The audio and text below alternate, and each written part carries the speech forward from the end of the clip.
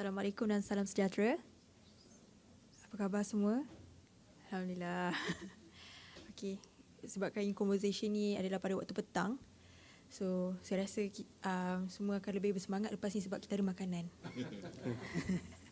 Jadi sebelum pertama sekali saya ingin mengucapkan selamat datang ke sesi perbincangan in conversation siri kami yang pertama pada tahun ni di Rsog School of Government. Terima kasih.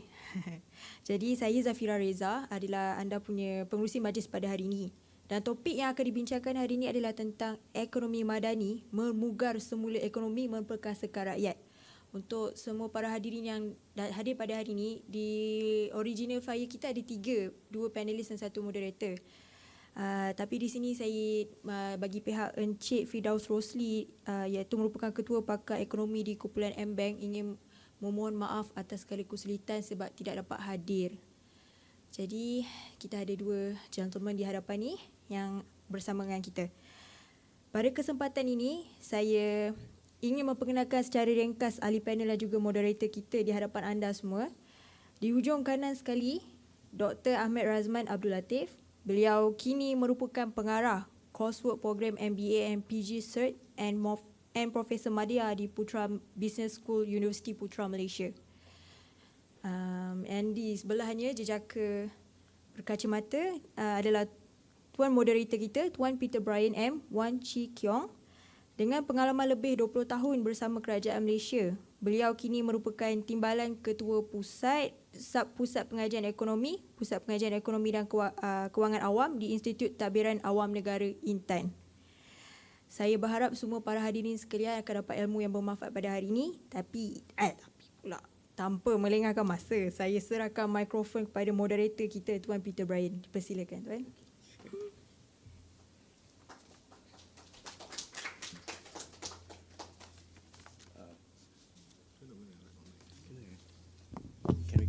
Can you hear me from here? Sorry. Okay.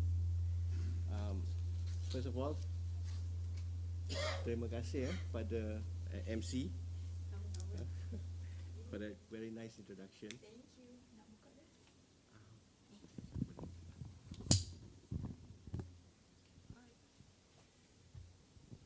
you. And thank you very much kepada Rsog lah kerana telah menjemput saya dengan Prof Azman untuk program ni.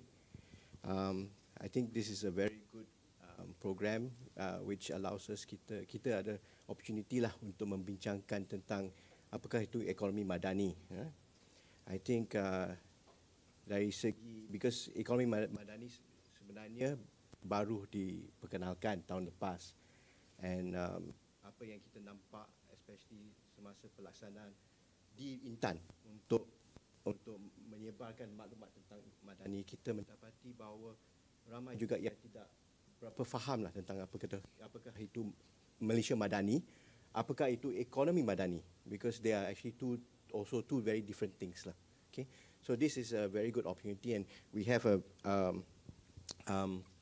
very good speaker who is very well known in terms of his knowledge of Associate Professor Dr. Ahmad Razman, daripada Universiti Putra.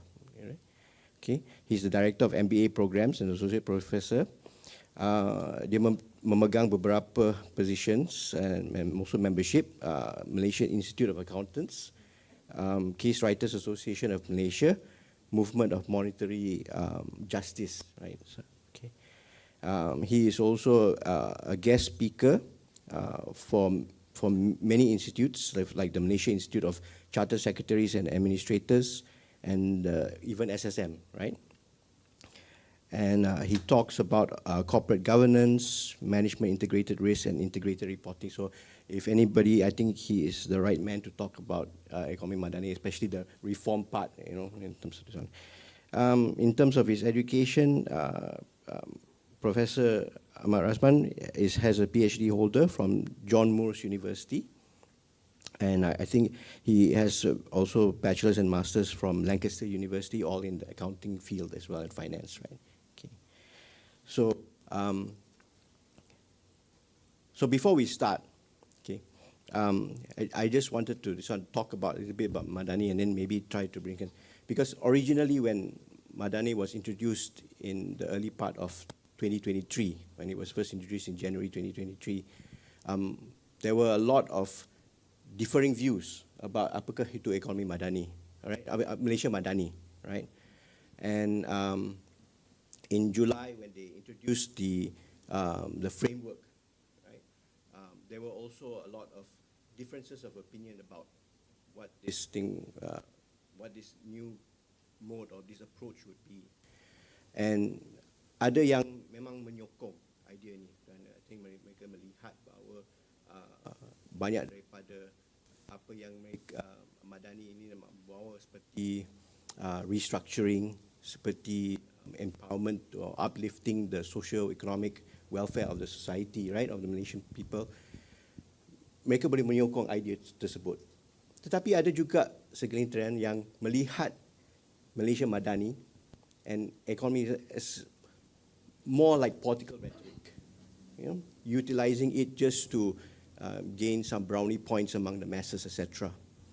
And I think if you look at this one, things have changed over the years. I mean, over this past year, there's more understanding about what Ekonomi Madani is. But I would like to ask, Prof, when you first heard about economy, when it was first introduced, apakah pendapat Professor Azman tentang apakah itu Malaysia Madani and also Ekonomi Madani? Because I don't think we can separate the two.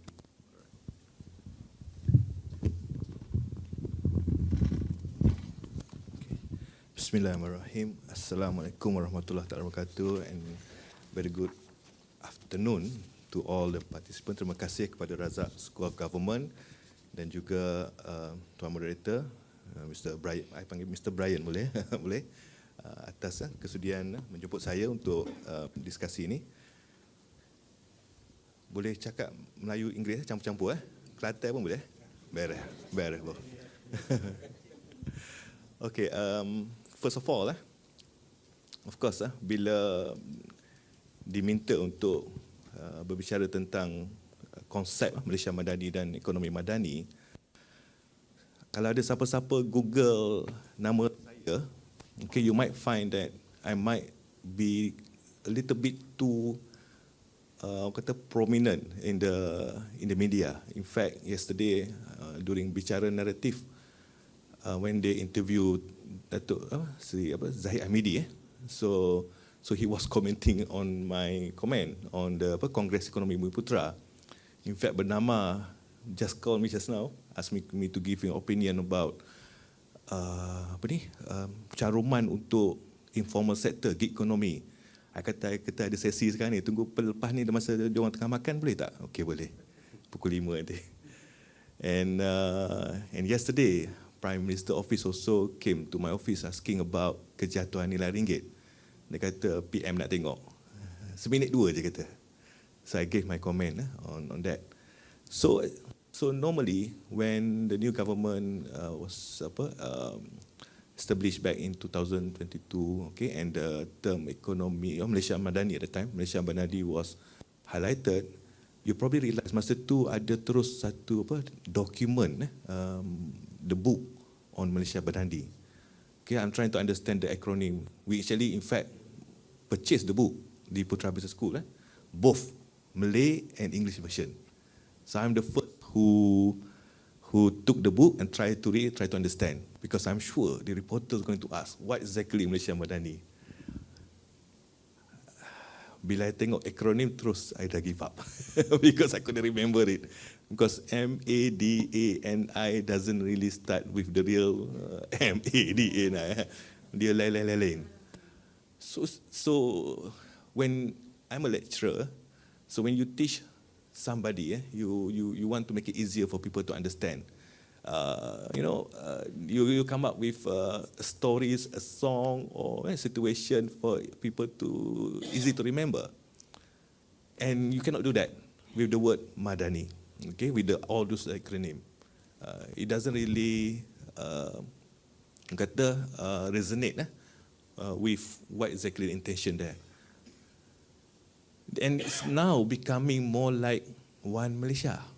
Kalau you tengok kedai satu Malaysia, sekarang we have beras Madani, So it's becoming more like a term that people use to describe a particular entity ataupun at the moment the government or even the individual.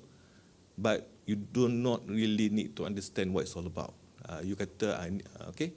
So, but then, you still need to explain. You still need to understand it. You still need to know whether it's going towards the betterment of the society.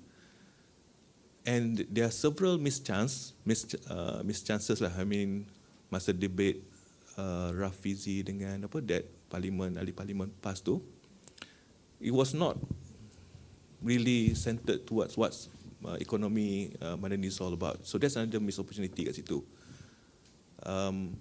So when I'm trying to explain what is Malaysia Madani, as an academician, as an educator, we always go to the root of the word. Okay, so Madani itu datang daripada kata mana. And I think you know Syed Muhammad Naqi Al-Atas, the Islamic philosopher. So he is actually the first among to coin the origin of the word Madani. And this is even before Anwar time, become the Prime Minister. So we're talking about the origin, Madani, and you should remember the history of Islamic civilization when Prophet SAW migrated to Yathrib. It's actually the original name of the city and then transformed to become Madinah. So that's actually carry a very big significance to the city itself or to the Islamic civilization. Because Madinah essentially connotes or describe the new civilization. So when we're talking about the civilization, Madinah Din, so to talk about the religion, the way of life. Essentially more about the way of life. So we're talking about the way of life of people. We're talking about a particular civilization. Okay? So meaning in a town or in a city. So when you combine Malaysia Madani, okay, dulu kita ada Malaysia Hadari, okay, but here we have ataupun Islamic Hadari at that time. But when talking about Malaysia Madani, it's about a civilized Malaysia. But what kind of civilization we are referring now? Okay, because there are so many civilizations.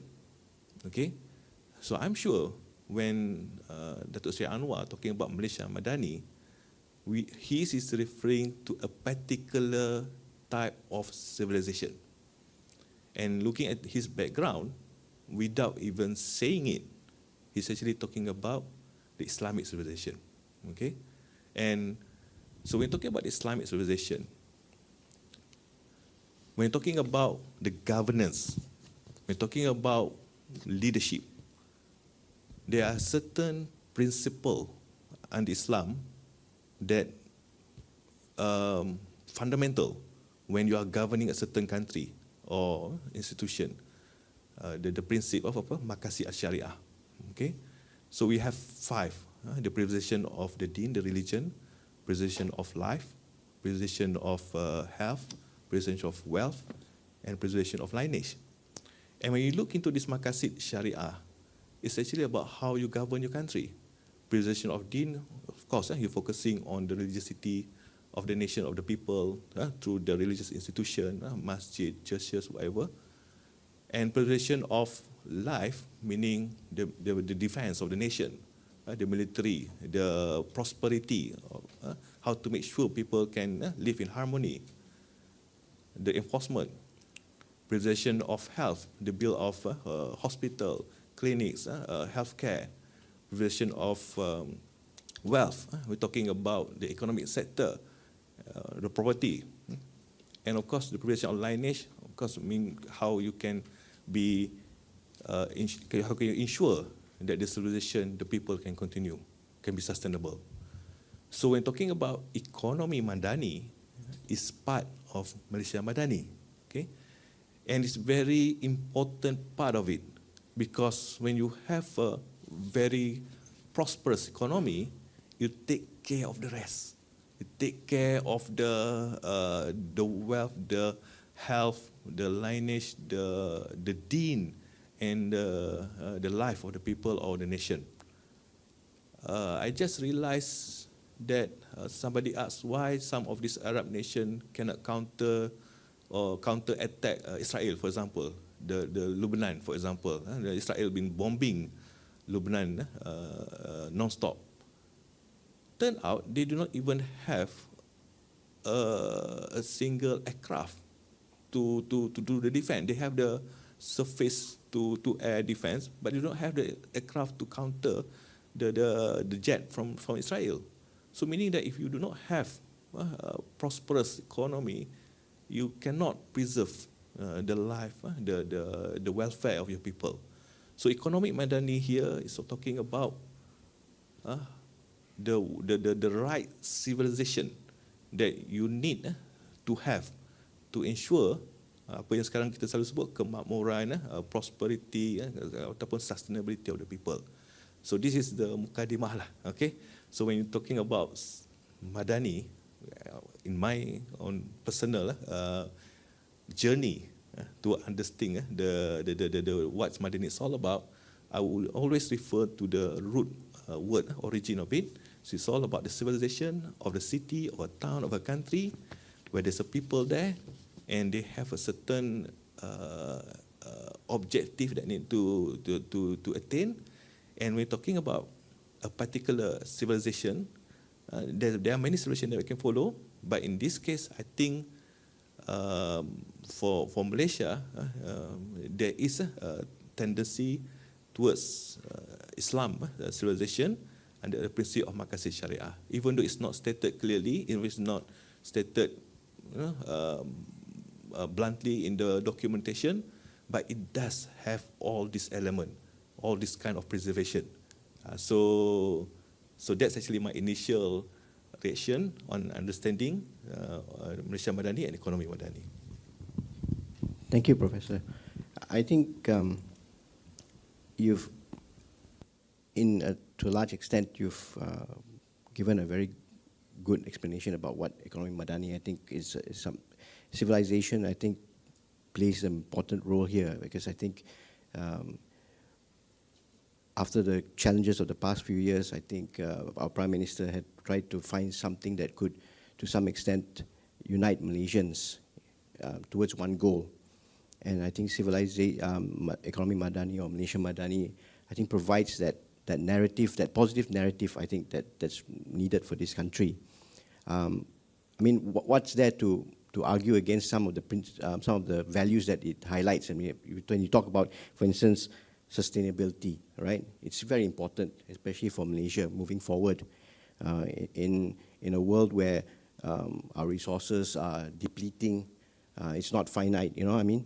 And we naturally have to ensure that, especially for future generations, for Malaysians, for future generations of Malaysians, we need to secure this, our resources, etc., in terms of fiscal reforms to ensure that we are fiscally sustainable as well. I mean, and you look at prosperity as well. Again, how can you argue against prosperity, right? We all want to grow, right? And then, of course, there are other aspects like, for instance, innovation, respect, trust, and compassion. I think these are integral values that, especially in a very multicultural, multi-religious society, I think this is very important for us to try to instill. So, to a large extent, this idea by our Prime Minister, I think whether you want to describe it as the sort of the last resort, right? I mean, in terms of moving forward or keeping this country together, whatever it is, I think the principles itself are very something to look forward to, to look up to, basically to aspire to. But let's go back to the question of the Ekonomi Madani, because one of the underlying things about the Ekonomi Madani is about restructuring the economy to ensure these ideas like, for instance, sustainability as well, you know, prosperity. And it's also, as you mentioned earlier, it's about growing the economy so that it can give back to the people, the rakyat, right? Okay. But economic structures don't change overnight, you know, and the structural problems in this country have been long-standing problems since You want to go back 10, 20 years, if you look at the national transformation programs that were introduced by our former Prime Minister, they were trying to address similar problems in the country, structural problems. How do you see Ekonomi Madani in terms of as basically as a continuity from previous policies? Is it a drastic change, or is it something that's naturally a logical progression or logical trajectory based on the conditions that we live under, the structural conditions that we are facing right now? Right, okay, thank you. I started to give comments to the media since 2011. During BN government, they say, okay, you can comment whatever you like, but when you come out in the media, keluar yang positif aja. Dia potong. During the Pakatan Harapan, you can comment whatever you like, keluar ada dua. I think that's the reason why they also goyang, because people tend to criticize more than saying good things about all the issues. The current government, they are more blunt. Betul cakap benda positif aja. So, talking about the positive things. But being an academician, we don't normally follow the rules. So, because when we know something is not right, we will always try to highlight this. I'm in the Movement of Monetary Justice, MMJ.my, Gerakan Keadilan Monetary. We are among few people out there, former CEO of banks, academicians, bankers, and we realize something needs to be done. The official version that I always tell the media, kejatuhan ringgit Malaysia macam mana ni? Adakah kita akan collapse, the economy will collapse? But if you look into the fundamental of economy, we are doing okay. For example, when we look into the last year GDP growth, always positive, even though it's slowing down, it's not as high as before, but it's positive, meaning our economy is growing. When we look into the inflation rate, 1.5%. When you look into the OPR, still low at 3%, compared to when the ringgit last time fell heavily during the Asian financial crisis, the inflation rate is double digit.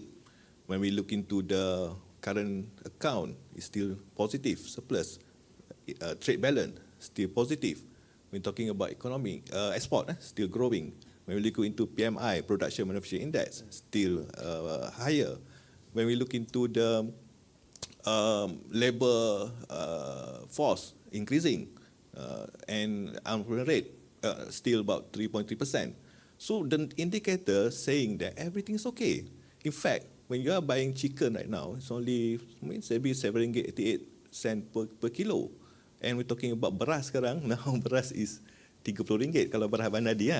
The reason dia kata dia set the price at RM30 because at the moment you couldn't find beras tempatan at RM26. All you can find is all the beras import 40 plus ringgit per 10 kilo.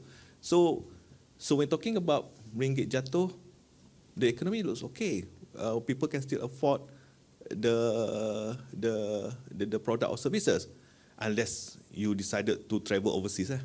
Okay, then you realize.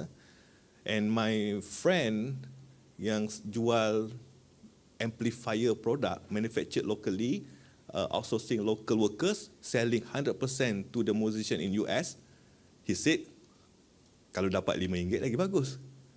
Because he was selling at US dollar. Okay, so that's the situation. The fundamental look okay at the moment. But if ada panelist Firdaus datang sini, my junior, he will say otherwise. There are certain things that you realize beneath between the lines, behind the screen, there are some problem brewing up. When we're talking about 1.5% inflation, it's because the government control the price. We are among the nation that have the most product subjected under this mechanism, this price control mechanism. So when talking about the wage relative to GDP, is not growing. When talking about the percentage of non-skill or medium or low skill workers is still high compared to medium and high skills. When talking about migration, kata penghijrahan rakyat Malaysia ke luar negara is still increasing, and you'll be surprised majority actually is not non-Malay, it's actually Malay. Malay are the one that migrating in high percentage. So we do have problems that need to be highlighted and also going to cause even bigger problem in the future. But if you're asking me, can the current government do the reform? Actually, any government, whether after this we have a change of government back to the old one or new one, tukar ke biru, tukar ke hijau, I don't think we will be able to solve the sustainability issue of the economy, of Malaysia economy, if we do a reform to the monetary system. And this is what we fight at MJ. Okay, what do you mean by reform monetary system? I've been trying to, we are trying to meet many people. We have met Anwar, Kuli, Muhyiddin, Muazzizah at that time, okay. I even wrote an email to see Finance Minister at that time, Lim Guan Eng, to highlight this.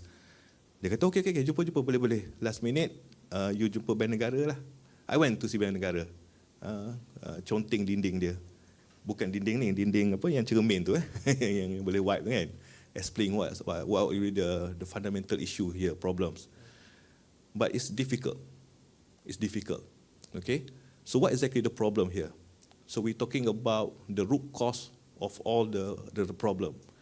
Kalau masa kita kecil-kecil dulu, bila kita nyanyi lagu apa, Bangau, Bangau, kenapa engkau kurus? Bangau kata kurus sebab ikan tak timbul. Tak timbul kenapa? Rupa panjang sangat. Kerana lembu tak makan. Sebab sakit perut. Kerana nasi mentah. Kerana api dah dipadamkan oleh hujan yang turun kerana katak panggil dia, sebab ular nak makan dia, sebab memang makanan aku. So the root cause is the snake. If you remove the snake, bangau dapat makan ikan. But what we are doing right now, we are trying to figure out how to fatten the bird. Mungkin inject steroid hormone. How to make the fish naik ke the surface. Mungkin letak bubble ke something else, pukat ke supaya dia naik ke atas, potong rumput, macam mana nak ubat sakit sakit lembu tu. So we spend lots of resources addressing the symptom rather than going to the root cause. So what exactly the snake to the economic problem? Okay, baru 2-3 hari lepas, I was sharing one of our member dalam movement of monetary justice, Profesor Muhammad Nazari Ismail, kemakmuran ekonomi tanpa riba. Dia profesor dekat Universiti Malaya, dia chairman BDS Malaysia yang tengah nak kena sama dengan McDonald tu. Okay, he was also in the flotilla pergi Israel dulu, ataupun Gaza dulu, sorry. So this is a Malay version, kemakmuran ekonomi tanpa riba, translation of his earlier book on apa ni, Till Debt Do Us Part, about the insidious nature of a banking industry. He was highlighting in this book all the problems faced by the many government, including Malaysia, when you are in a debt-based economy. Okay, ada 2 chapter dalam ni on the solution, but the solution is a little bit brief. In my part, I'm trying to tackle the solution in practical way. Maknanya going to the industry and even government to implement this. That's the reason I'm contacting all these people. So what exactly the root cause? Why under Ekonomi Madani it will be very difficult to address the situation that we're facing now unless we do a drastic reform to it. So we're talking about the root cause. The root cause is actually simple, just like what Professor Nari said, the debt-based economy. Okay, that's actually the real root cause of all the evil. That's the reason why Allah declare war in the Quran. When you do certain sin, okay, mencuri ke, membunuh ke, Allah didn't declare war, Allah just punish you. But how come this certain act that seems so simple and not that threatening. Bunuh orang, mati. Curi, you lose your property. But riba, you only charge a little bit, a percentage. It doesn't hurt you physically. Sometimes you are okay with it because you can get the money, but how come this is the act where Allah declare war on you? So this is something that we need to understand. Does the economy need this kind of structure to become sustainable? So, as a human, we don't have to imagine things or create things for something that sometimes beyond our comprehension. We have guidance, we have manual, we have sources, we have scriptures. Itu yang saya pelik bila Rafizi berdebat dengan ahli parlimen tu, masing-masing keluar PowerPoint slide, tunjuk rumah apa semua. Why should you create new things when you can go back to the origin? So what is actually the origin of everything? When we go to the Madinah, the first city that sprout or create the civilization for the human, for the all people, mankind. Okay, because you are the best among the mankind. Surah Ali Imran 110. So you are the best among the mankind. So what exactly that we need to learn from there? So we can learn from the history during the Abbasiyah and the Osmaniyah.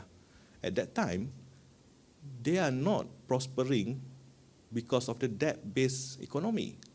In fact, Osmaniyah fell among the reason why the empire was collapsing because of the debt. They were borrowing heavily from the British to be involved in the First World War I, and they couldn't even afford to pay the interest of it. The Christian civilization or the Christian community in the beginning considered usury or riba as one of the greatest sin. But eventually, during the Protestant, they say it's okay, a little bit it's okay until now. So we're talking about the debt-based economy. It's not it shouldn't be the fundamental of any economy. And then you need to start to ask, what exactly then the fundamental or the root or the basis of a sustainable economy? Then when we look into the Islamic civilization, we already have the answer. So we're talking about the wakaf institution, sadaqah, zakat, mudarabah, musyarakah. Somebody asked me, does it mean we cannot practice capitalism? But actually, Islam promote capitalism.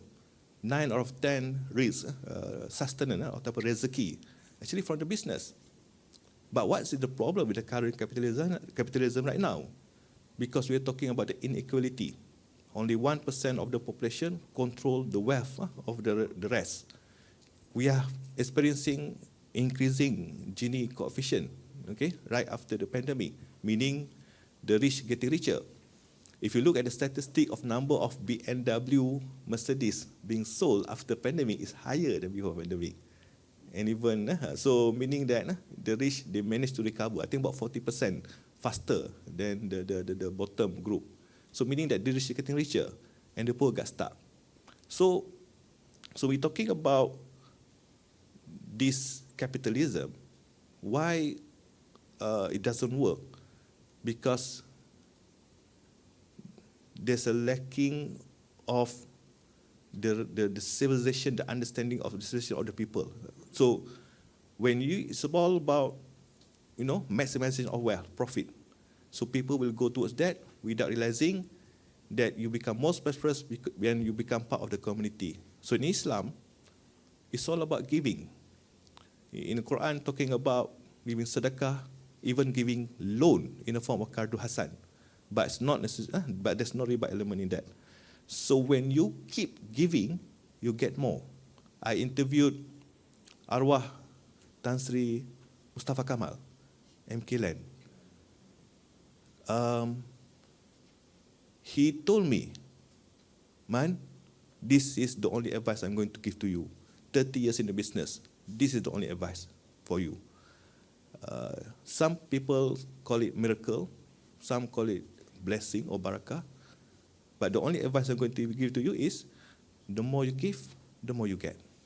That's it. Dia kata, my experience, this is what I experience, this is what I get. The more I give, the more I get. Dia kata dia ada kasih millions of ringgit kepada 2 jenis orang yang tak gerti nak cakap terima kasih. Orang hutan, orang cakap, orang hutan, dia kata dengan orang asli. Dia kata, this is the first people he helped during the flood in Kelantan many years back. He is the first to build the houses.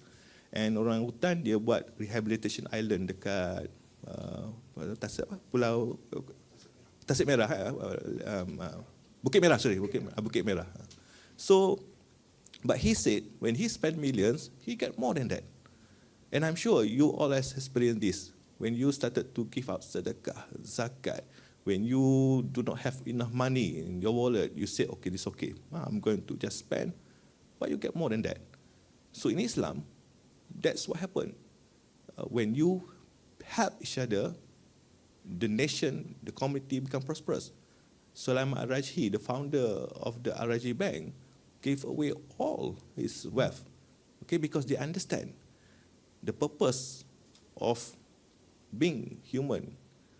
The purpose of you are in this earth is not here. You are investing in the afterlife. So you are making investment here to get the rewards later. But for the non-believers, for those who do not understand this, they thought the end objective is wealth maximization in this year. So that's why when we look into the Western based capital philosophy, so they think you become more successful if you accumulate more wealth. For the Muslim, you become more successful if you give more. So when this happens, the country will become prosperous. For example, in Malaysia, it is estimated that the value of the wakaf assets is about 1.3 trillion. I was having this panel discussion with Yayasan Wakaf Kebangsaan. 1.3 trillion. How many are being utilized? Only 30%. That's why PM also started to talk about wakaf in Belanjawan 2024. How to capitalize, to promote the wakaf institution. Because imagine in Turkey, if you go to Turkey now, you can see lots of wakaf institution there, and they are the one that manage the community. They are the one that make the country or even the government actually do not have to spend enough on the people. Meaning that the wakaf help the poor people, the sick people. So the government now do not have to be overly burdened by giving this assistance, because the wakaf community already taking care of it. So we're talking about going back to the origin. The solution is already there, okay? And then you're probably wondering, you're probably asking, if that is so simple, when we already have the solution, because we have zakat institution, wakaf, everything, then why cannot we just execute it? So this is where we need to understand. When the current system existing, there must be somebody benefiting from it. And this somebody is not the majority. There's a group that benefiting by keeping it as status quo, and by keeping it to the certain extent that this is something you need rather than what you want. For example, when you want to go for education, when you get married, somehow you need to find the money for it. Take a loan. When you want to further your study, take a loan. When you want to buy a house, take a loan. When you want to buy a car, take a loan. I went to this particular bank in KL, at the lobby floor. Adakah anda ingin berwakaf, beli Quran? Ambillah loan dengan kami. I masuk lift. Anda ingin bersara, pencen? Ambil loan dengan kami. Mana pencen dapat duit sikit-sikit bulan. Why not take a loan, dapat duit sekedebu, enjoy it while you still can, bayar bulan-bulan guna duit pencen. I pergi kat nilai, anda nak mati, ambil loan. Bukanlah kata macam tu, tapi dia punya iklan dia adalah iklan plot kubur dekat nilai Memorial Park tu. 30,000. Maknanya kalau nak mati, nak dengan tempat yang selesa, ambillah loan 30,000. So maknanya giving birth pun probably you have to take loan kalau government tak sponsor sampai ke mati, from cradle to grave. You are being conditioned to accept the fact that you need loan to survive. Sekarang ni, if you cannot afford it, it's okay. Buy now, pay later. It's another form of loan. Okay, which is actually macam I cakap dengan Prof tadi lah. Sometimes become taboo or sometimes become something that you want to avoid. Oh, hutang. Tak, ni bukan hutang. Ini buy now, pay later. You term, you redefine it, the term, so that is acceptable. So if this institution, this debt-based economy is actually been supported by a few elite. Okay, so we're talking about this elite. They are the one in power. They are the one in control. And when you're talking about how to do the reform, how to do the changes, Prof. Nazari even mentioned in this chapter that who put these people in power? It's you guys. Okay? The politician will listen to the people. If the politician didn't listen to the people, they are not in power. Okay? They need the support from the people. But why the people didn't demand for it? First, because of the awareness. Okay? We have been conditioned to accept everything, I don't know, by design or by default. For example, Dorothy Sayers, in English writer, in 1947, she went to Oxford University and presented her manifesto. Okay? The lost tool of learning. She was asking this professors in this Oxford, why a democratic country, a highly developed democratic country, can follow one mad person, orang gila, follow this one person to go into a war, World War II, masa tu, causing millions of people lose their life. How can a country follow one single person into destruction? She was talking about Germany. If you recall back, 2014, 15, 16, 17, how can we follow one person, believe one person, that caused us of losing billions of dollars? So she was highlighting the fact that the way we are learning, we have already lost the tools of learning. So at that time, she was talking about trivium and quadrivium, meaning that when you teach your children, at the moment, you already bombarded them with mathematics, sejarah, science, okay? But in the medieval time, they started with logic, grammar, logic, and reasoning, meaning the grammar of physics, mathematics. Okay, that's why the student, the kid, when they learn words, nursery rhymes, songs, to learn how to pronounce the word properly. Okay, the grammar is important. But then they start to become curious, logic. Itu berapa murai? Itu berapa murai? Itu berapa? Tanya mak kau lah. So, but you need to fill up their curiosity, the logic. They're always asking things.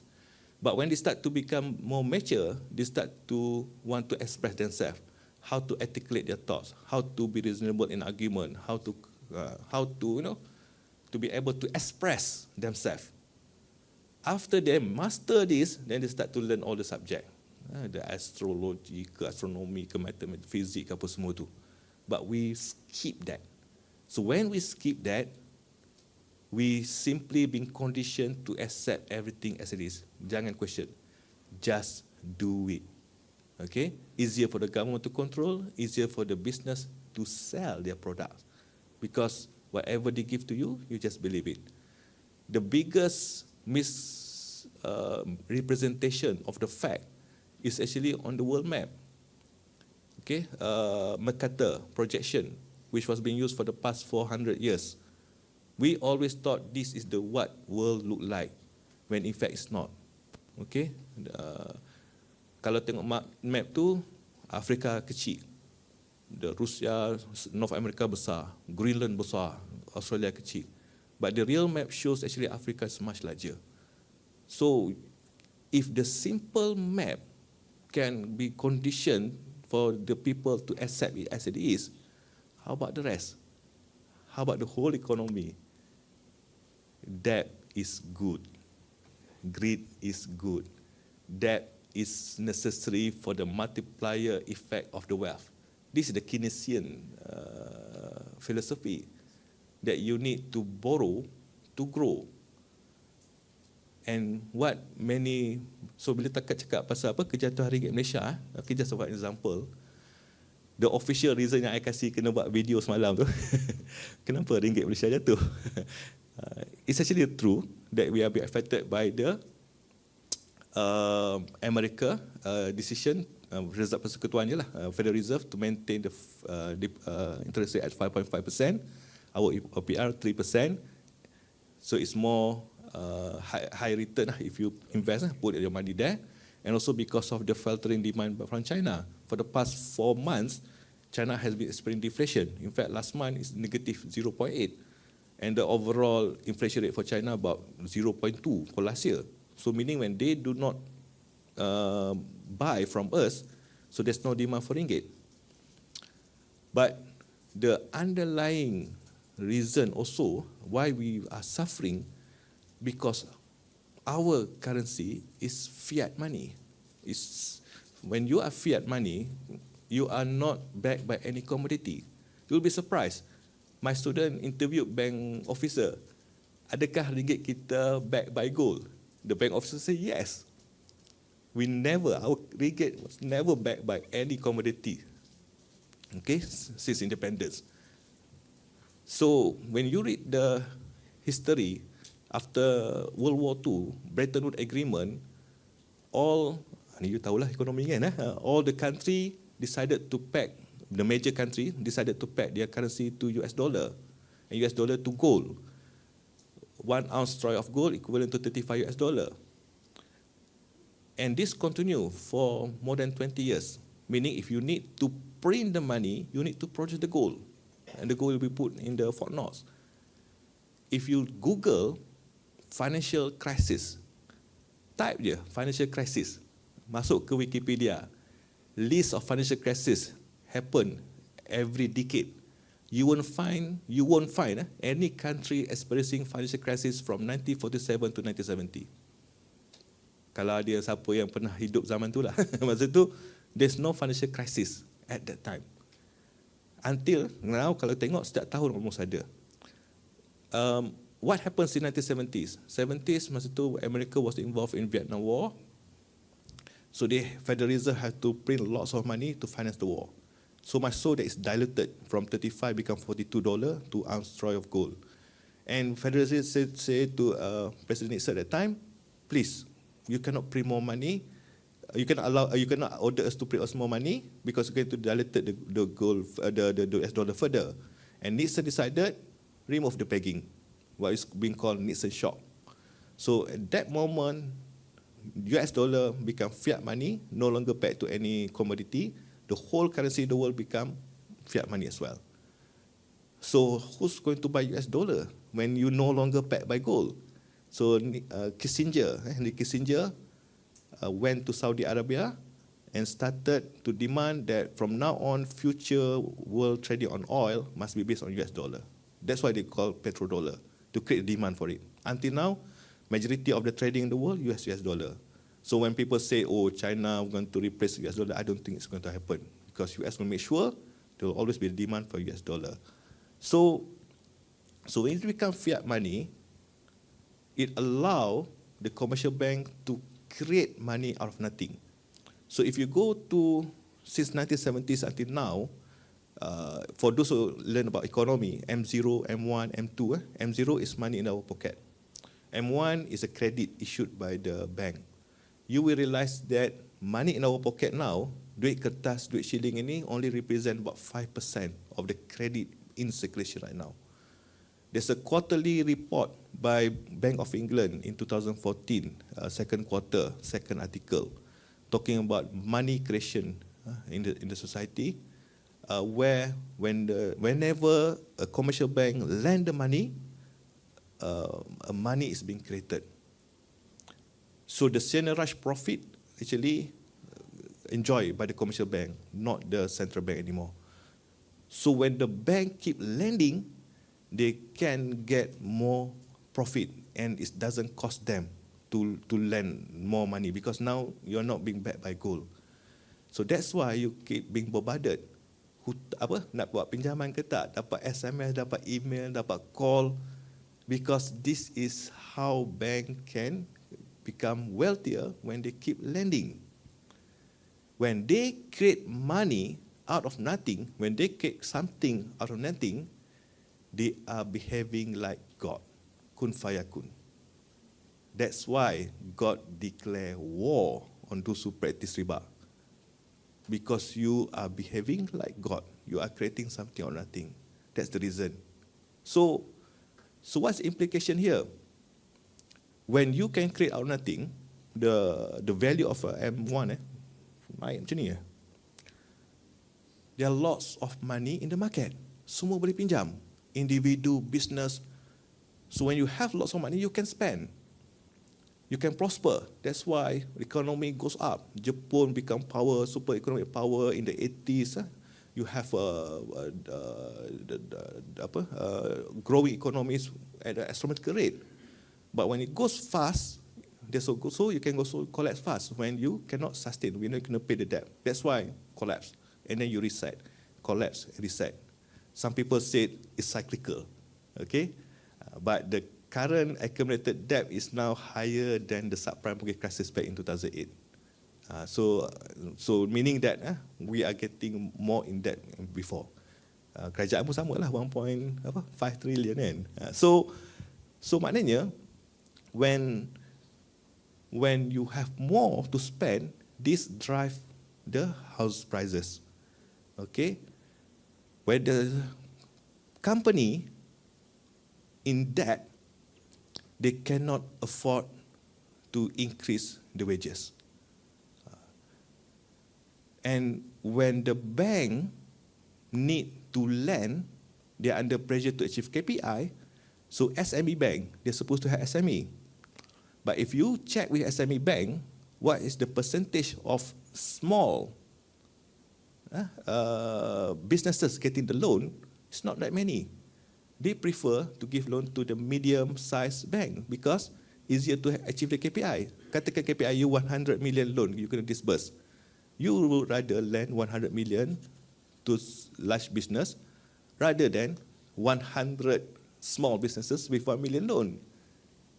So when this happen, it decelerate or you destabilize the economy, maknanya businesses cannot prosper. Somebody highlighted why we are not moving as fast as we could. What we discovered, the percentage of loan given to small businesses or to the real economy is only constitute about 30%. 70% actually goes to the one that will not goes to the real economy, like settling the loan, buying shares, or buying houses and cars. So if you notice, our household debt keep increasing. 50% of the household debt actually buying houses. So when we buy houses, the money itu pergi ke mana? Developer saja. Okay? It doesn't go to the real economy. When it goes to the businesses, business employ people, business expand, build. So it goes to the real economy. In China, since the top 3 banks controlled by the government, they ensure that majority of the loan goes to the real economy, not to settle debt or buying shares.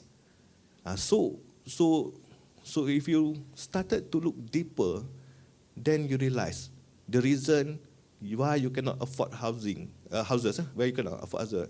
I don't think at the moment my younger brother sister cannot afford houses. I'm not sure whether my children can afford to buy houses. The reason why we cannot afford houses, why our salary being stagnating. Ada orang kata salary tak berubah, sebenarnya salary naik, tetapi dia naik daripada base yang rendah. Okay, so bila dia naik tu, dia tak cukup laju untuk cover the inflation. Kita dengar inflation 1.5%. We thought it's okay, but the baseline is 2010. 2010 until now 2024, what has been increased? I think around probably more than 30%. So we lose our purchasing power tu by 30%. So meaning that we are losing money. We are losing the ability lah to buy like before. That is theft. Itu adalah mencuri. Somebody is stealing our ability to accumulate wealth and to buy things. So the question is, siapa pencuri dia? I think you know the answer. Okay, so sorry lah, I lupa. Bila I semangat bercerita, macam tu lah. Bila bercakap panjang, dia jadi lebar. So sorry. Thank you, Prof. I think bila menyentuh tentang criticism towards the capitalist system, I think is a feeling that's shared across the global world today.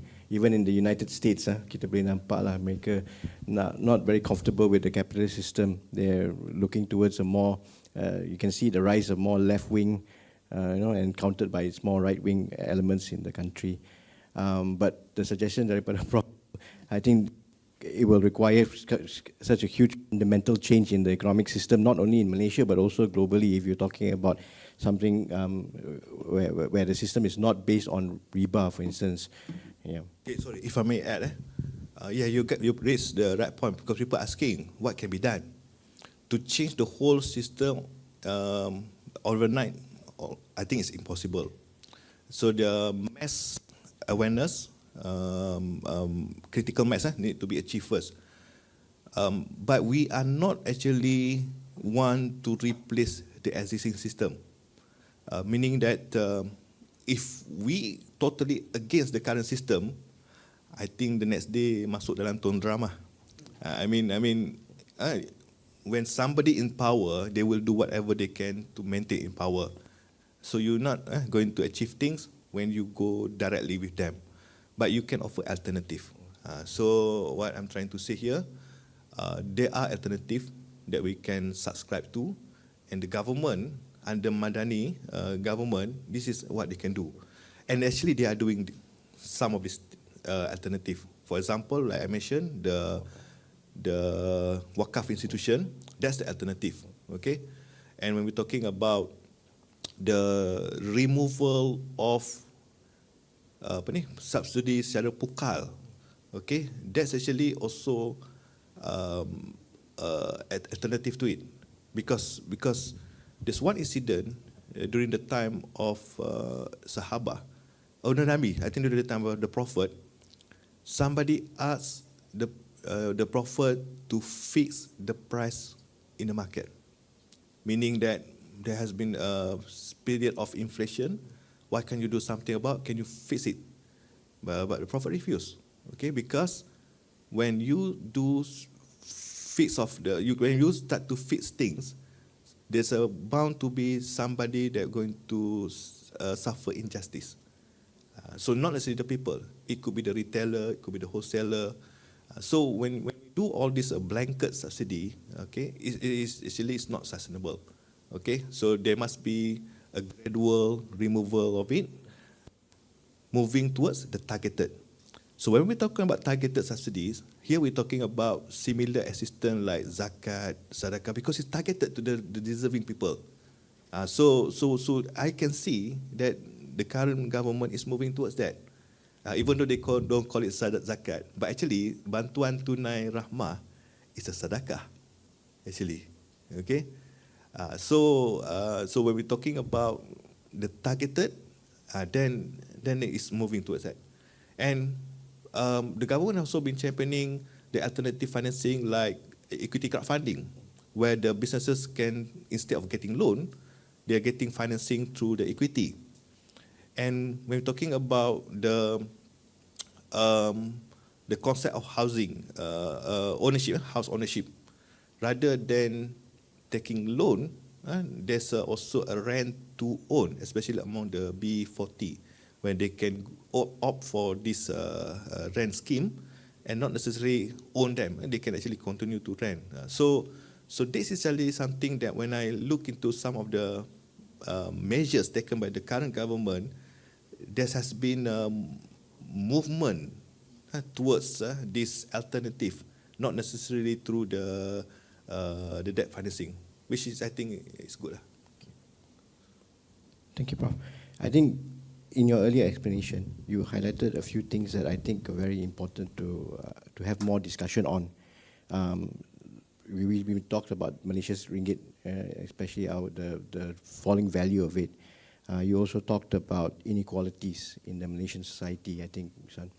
And you also mentioned low wages. I think if you possible, maybe can explore a little bit on these things, especially linking it towards Ekonomi Madani, because we have some new policies that have been introduced under Ekonomi Madani, which are in a way directed towards addressing these issues. So maybe I'll start first with the question of inequalities. Prof mentioned subsidies, right? And these targeted subsidies. And I think it is high time that we start utilizing our resources in a very more efficient manner, instead of providing blanket subsidies that benefit those who do not need. I think we need to focus on those who need the assistance. We have now introduced PADU, right, as a means of trying to consolidate information to help us make decisions about where these subsidies should be directed to. What are your views about PADU? Oh, memang PADU. I've been bombarded by phone call and messages from my relative, kawan apa semua. Patut ke isi apa the maklumat tak kena scam ke? Kata sekarang pun dah kena scam. All this while we have seen so many people being scammed. But I told them, look, if you don't feel this information, how can they give the assistance to you? Because they are going to remove the classification of B40, M40, T20. So meaning that not necessarily you have to be B40. If you are M40, you have been living in the urban area, dekat KL. You have 6 children. You ada tanggungan mak bapak. And you have all this commitment, kereta, rumah dan sebagainya. You cannot survive. The average expenditure in KL is about 7,000. Selangor 6,000. Average expenditure for the household 7,000. The classification of M40 is 4,000. So meaning that if you're M40 living in KL, you're actually in poverty. But how can the government help you if the only information they have is that you are earning 4,000 and you do not know even where do you live? So by filling up this information, then they can figure out, oh, these are the M40 that require some form of assistance. And also, eventually they're going to do the targeted subsidies for the RON 95. Okay, imagine RON 95 subsidized. RON 95 will be given to B40. Tapi B40 ni tak ada kereta. Jadi dia akan jual dia punya IC, I think dia punya access tu kepada orang lain. T20 will definitely will try to find out who among this B40 yang tak ada kereta, I boleh guna untuk subsidize my fuel. So all this information is needed. When talking about data security, macam mana kalau bocor? Memang dah bocor sekarang. I mean, no, it's not. Actually, when to look into the scam, why people fall into scam, because they are also involved in part of the process, participating. Kalau orang tahu you punya account number, bank account number, dia tak boleh buat apa. They need you to do something about it. Either giving tag ke, ataupun go to the bank, withdraw ke, or click on the certain things. But then, I think government can do more. Remember masa COVID, each and every one of us kena vaksin. Okay? Kenapa semua kena buat? First, of course lah, kita takut kena COVID apa jadi teruk. But another reason is because of the stick approach. You tak boleh pergi mana-mana. Nak masuk shopping mall ke apa, tunjuk status, habis. Tak boleh masuk. So it's a stick approach. You have to do it, otherwise you will not be able to enjoy certain benefit rights given to you as a citizen. So you kena buat stick approach. But for padu, I don't think you can go do stick. Sebab sekarang ni rakyat mudah marah. Sikit-sikit trigger. So, but the carrot can be done, carrot approach.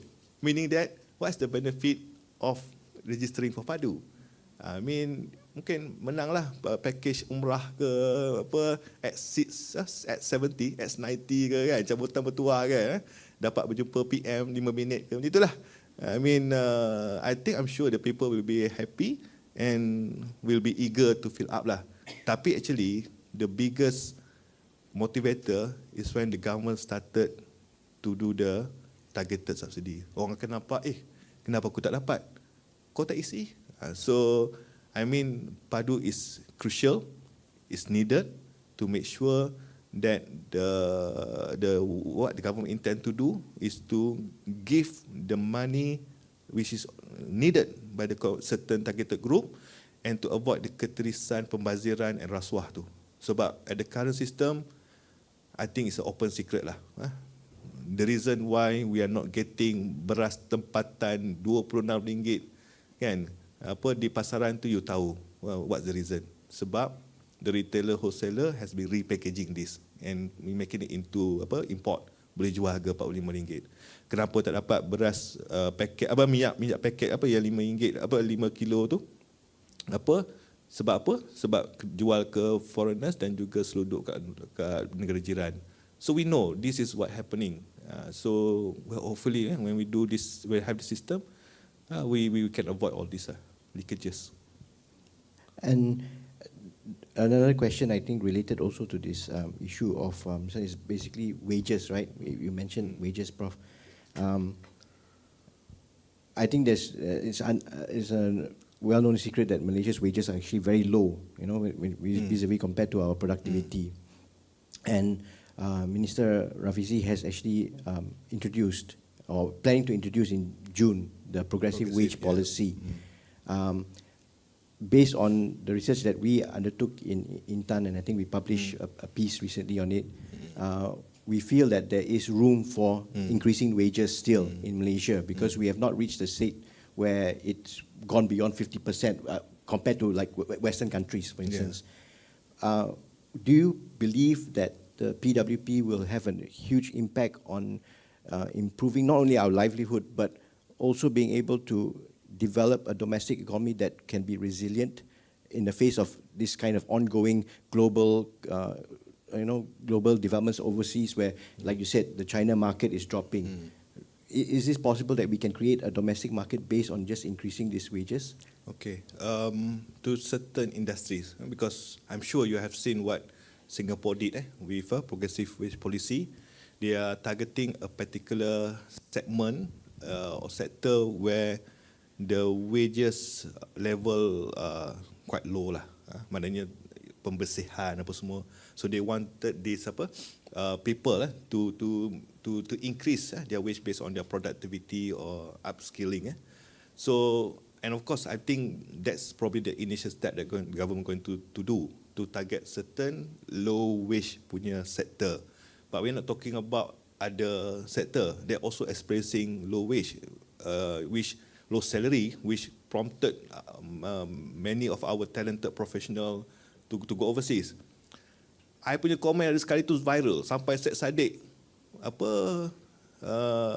quote juga. Kenal Syed Saddiq? Manalah tahu bila dah tu kan apa. So what happened masa tu I kena kutuk dengan MEF apa, Malaysian Employer apa Federation. Apa Syed apa Hasan apa Syed Hasim apa dah nama dia. My board member juga. Apa what I commented at the time, this is just one issue but later I highlighted the other reason. Masa tu what happened for the government sector, when you want to employ people, you advertise the vacant position, complete with all the salary. But the private companies, some of them didn't disclose it. So somebody asked me, what do you think about this? I katalah pergi restoran pun ada menu. Gunting rambut pun, walaupun tak ada rambut kan, gunting rambut pun dia tunjuk berapa ringgit. Ini you nak pergi minta kerja that you are probably going to work for 5 years, 10 years or the rest of your life and you do not know what you get into. Berapa banyak you dapat. And you cannot compare. Maknanya masa you pergi interview, of course mungkin dia akan bagi tahu eventually. But you do not know the rest of the competitors because when they advertise, semua tak bagi tahu. And they took this opportunity to keep the salary low because nobody knows, nobody cannot compare. So bila I cakap macam tu, teruslah MEF kata, oh this gonna affect our competitiveness lah apa semua kan.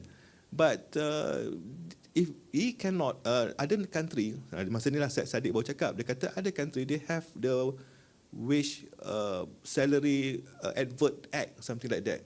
Okay, so maknanya if we cannot even address this small issue, so this is a very long fight against this. So itu satu perkara maknanya we are not being transparent enough. Dia takut apa? Bila tahu dia orang rendah, people they will not apply for the. But how can you reward the talented people? Okay? Dulu ada orang pernah buat kelab bola. Bandingkan kedudukan dalam liga dengan gaji player. Memang ada positive relationship. Kecuali Newcastle United masa itulah. So there is actually a positive correlation between higher salary and productive workers, provided you do it right lah. Okay, so that's satu issue. Our productivity is increasing, but not much in correlation with the salary. Itu satu. Satu lagi issue, our over reliance to the foreign workers. Sebab murah, bayar 1,500, sumbat semua dalam kontena.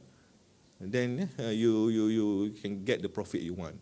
And we are being exposed during pandemic because masa tu when we started to export rubber glove, custom department of US realised this. So ada 5-6 company kena ban because of treatment of their foreign workers. ATA, the supplier for Dyson ni yang vacuum semua tu. Dyson, dia punya client tu contribute 95% of the revenue. When one of the foreign workers viral cakap pasal condition tu, Dyson cancel the contract. Imagine losing 90% of your revenue because of your treatment of the workers. So when we are over reliance on the foreign workers, why should we pay higher to our local? Kenapa kita over reliant? Sebab murah. Kita nak maintain cheap labor intensive punya proses. Kita tak nak go for automation and digitalization. Sebab we have this option. Kenapa these foreign workers keep coming? Because you can make money by importing these people coming to the country. Baru-baru ni semalam ke hari ni keluar pasal berapa banyak Bangladesh workers datang sini tak ada kerja. Kan? Sebab apa? Because there are business behind this industry. Itu satu. Satu lagi, something that MMG also addressing, when you are debt finance, so a portion of your operating expense need to service the loan. So you cannot, give some of your revenue generated to the workers because you are heavily in debt. So some of the solution that we suggested is that why not SME bank or any commercial bank, when they want to give loan to the SMEs, why not they give a preference for those companies who wanted to expand their business by hiring people, so mungkin lower interest, so that they can afford to give a better salary to these people. So that's something that we want to encourage also. So when talking about progressive wage, it will have a positive improvement on the economy, but only on a certain industry saja. Sebab dia fokus on yang low wages sangat tu.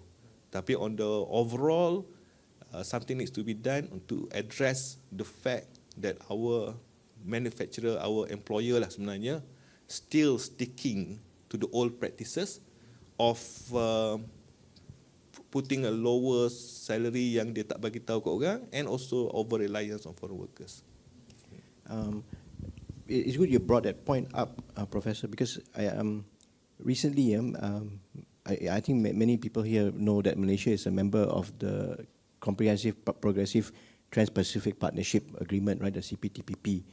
And one of the obligations is basically to improve our labor conditions in this country, labor laws, etc. And recently, I think last year, if I'm not mistaken, or the year before that, there were some labor laws that were amended to try to improve, especially in terms of freedom association, etc. So, do you think this could have a positive impact in strengthening labor rights and also the labor bargaining position vis-a-vis the employers?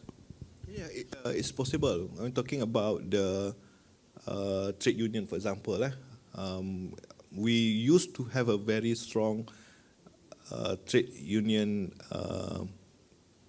history. But nowadays we don't see that anymore. Companies try to make sure that there is no room for the workers to have their right to be properly heard. My uncle, president of trade union dekat TV3, they face a lot of pressure because when you reach a certain position, you can no longer be in trade union. So they try to promote these people so that they won't be able to champion the right. So I'm sure when we have CPTPP, when we have RCEP, there are certain global practices that we need to follow. But of course, we are good in launching, executing, or implementing things. But the enforcement and the monitoring must be there as well. Okay, so that's actually something that remains a challenge for everything that we initiated. But of course, if we manage to do that, I'm sure there will be a better, fair treatment to our workers. Professor, I'm sure there are a lot of the participants who are really interested in asking questions right now. But let me leave one last question before I open up to the floor. My question is basically on this. We talk about fiscal sustainability, but it's also about getting fiscal revenue. People have been talking about the GST for a number of years, but no one dares to implement it, although it's one of the most efficient means of collecting revenue. What are your views on the GST, and should we introduce it now? Oh, you kena tengok ada satu viral TikTok. Even though I'm not the one that posted it, but somebody put it in the TikTok. My comment on GST. Masa tu terperangkap. I dijemput oleh wacana sinar harian waktu malam pukul 8 ke 9 malam dia live. Lepas tanya host, berapa orang tengok ni? Adalah 80 90 orang. Oh ya ke? So I can say anything. Cakap je apa-apa. Turn out they create a short video masuk kat TikTok. Lepas tu betul-betul orang masuk message kat I. Dia buat tajuk antara GST dan rasuah. So GST actually, like you said, it's actually the most efficient form of taxation being practiced by 167 countries worldwide. Another name, value-added tax. Okay, and it's very efficient because the government doesn't have to really collect it. The collection on behalf of the business across the supply chain. But last time, the reason I was talking about GST dan rasuah ni because in 2017, the collection of GST at that time is about 47 billion ke? Around that time lah, the collection of GST about that 47 billion. But in 2018, masa tu Datuk Seri Wan Azizah, when she became the Deputy Prime Minister, there's one press statement she said, Transparency International reported that on average 4% of a country is losing to corruption in equivalent to 4% of the GDP. So 4% at the time equivalent to 48 billion. So I kata macam mana ni collect 47 billion masuk kat sini, rupanya poket tu berlubang terus keluar kat sana kan. So meaning that you are actually collecting money to be given to the corruptors. Okay, so at that time the criticism against GST masa tu bila Pakatan Harapan jadi government, sidang parlimen nak start tau. Patut I kena panggil dengan Dato' Aziz, Presiden Mata, Malaysian Association Tax, tax accountant. Dia tax dia, I kena panggil dia dengan dia. Masa tu kat restoran Hamzah Zainuddin. KJ jadi chairman, sebelah dia Wika Siong, sebelah I Tok Pah, depan I Noraini, Rizal Merikan. So they were all trying to come up with the strategy apa nak cakap dalam parlimen untuk introduce balik ataupun kekalkan GST masa tu, but at a lower tax rate, about 2% ke macam tu. Masa tu Lim Guat Eng dia nak batalkan GST. So they were asking both of us, what is exactly the bullet point lah to be highlighted. So I told them first, masa tu I kata somebody from Ministry of Finance told me there's a missing 19 billion. I kata you guys probably need to find out lah. Somebody told me about this 19 billion. Masa tu Tok Pa sebelah saya duk buka file. Tak ada pun, mana ada? Tak ada benda-benda tu kan. But I heard this. So maybe you need to address this.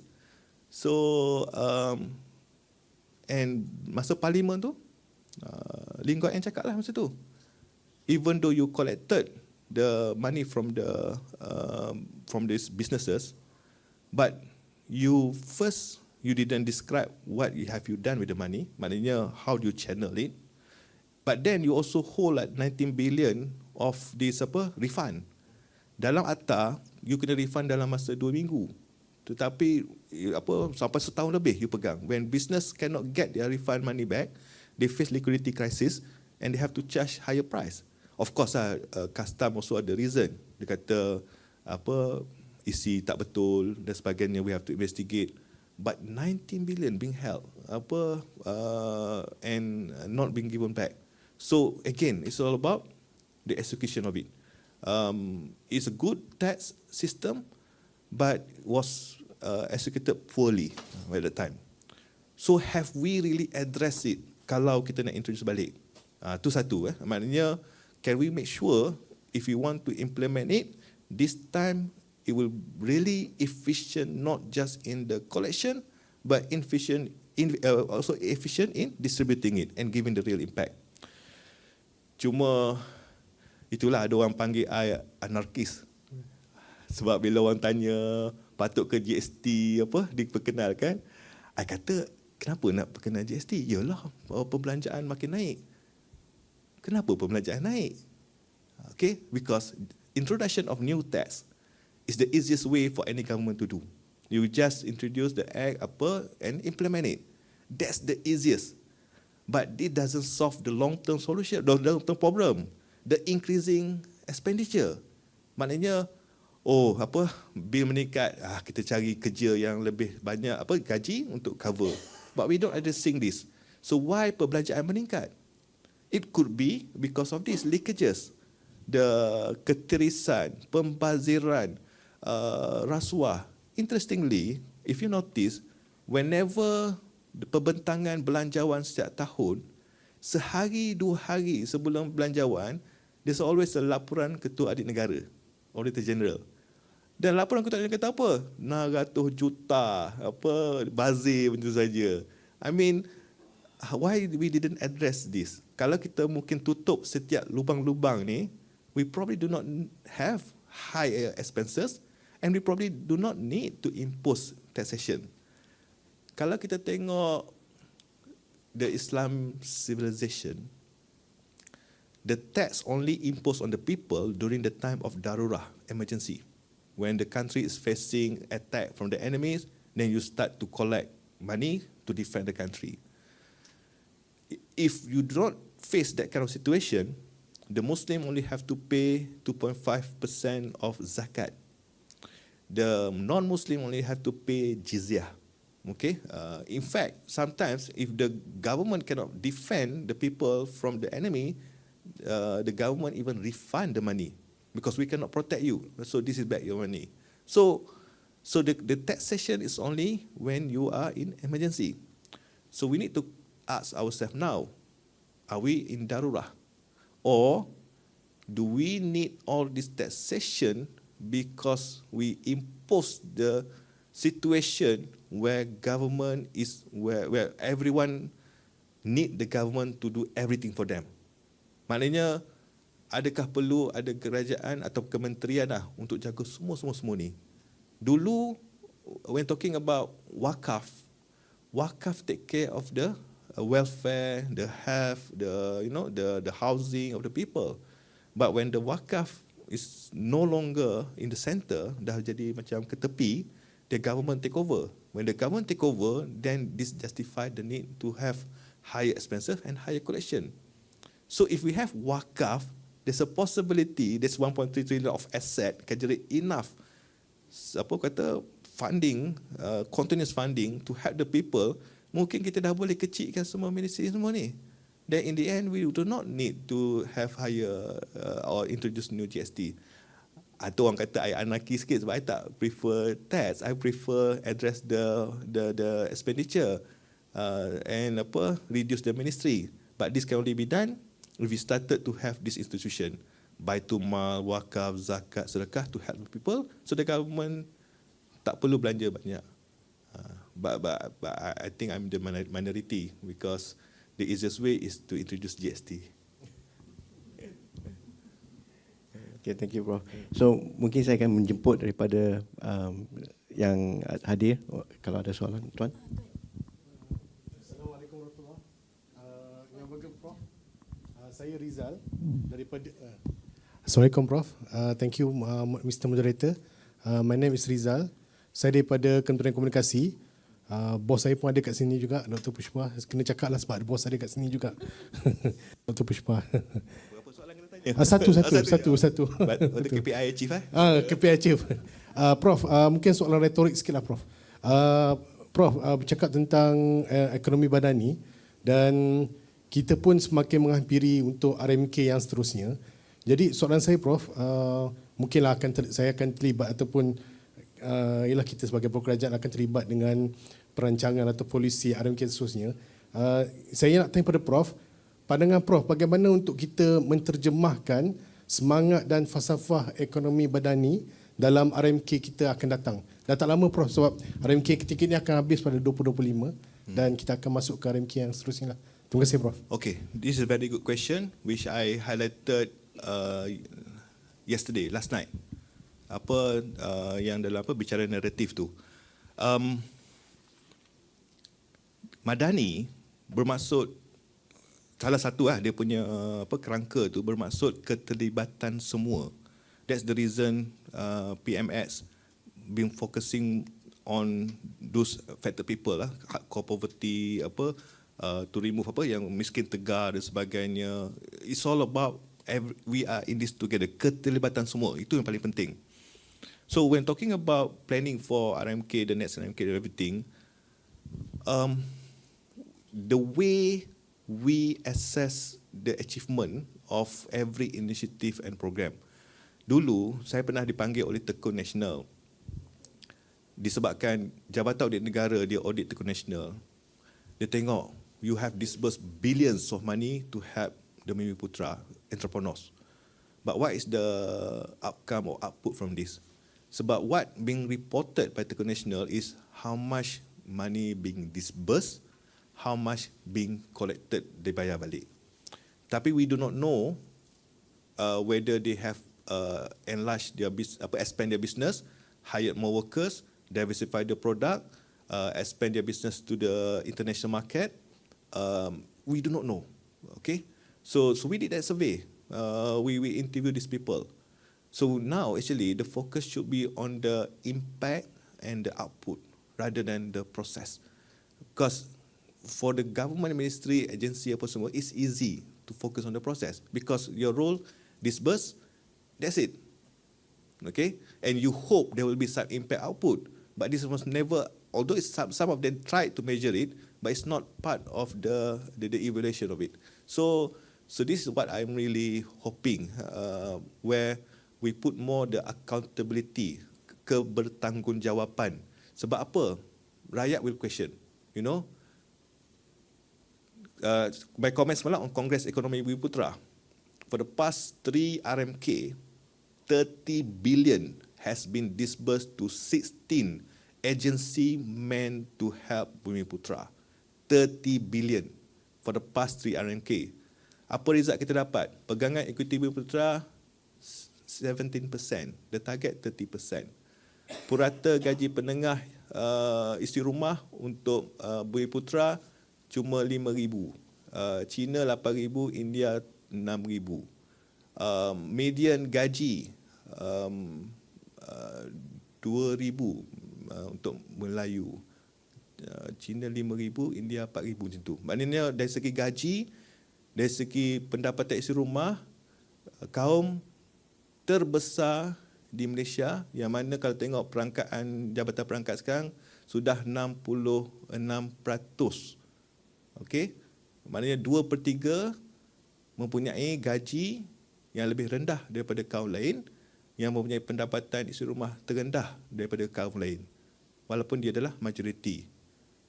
Walaupun dalam Kongres Ekonomi Putra kata kita akan target semualah orang miskin, tak kira kaum kan, tetapi the reality kaum majoriti adalah yang paling rendah lah.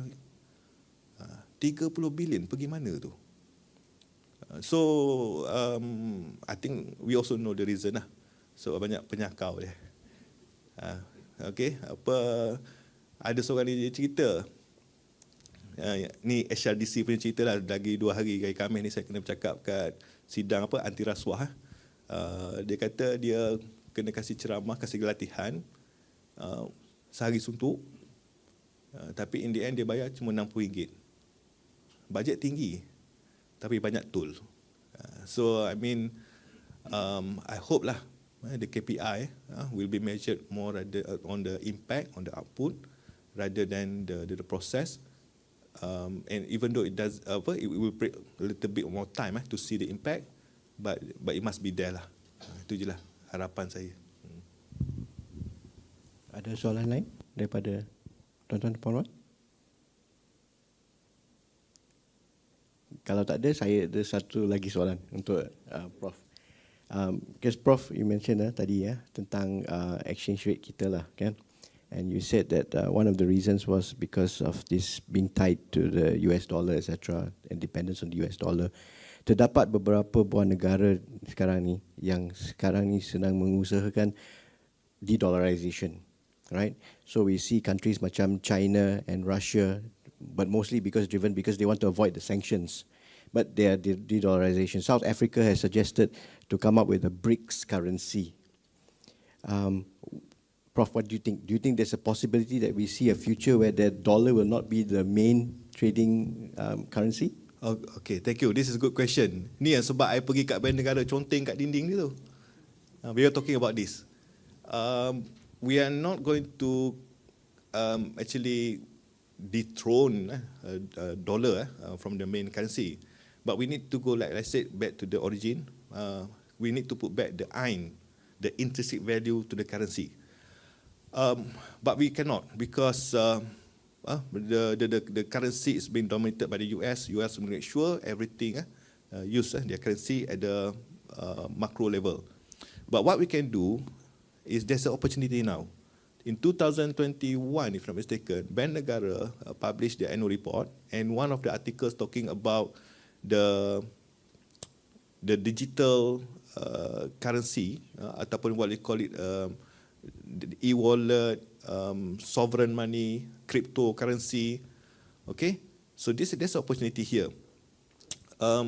What is being called as CBDC, Central Bank Digital Currency, which has been explored by many countries now. I think about 11 or 12 countries already implemented in some form. China did this.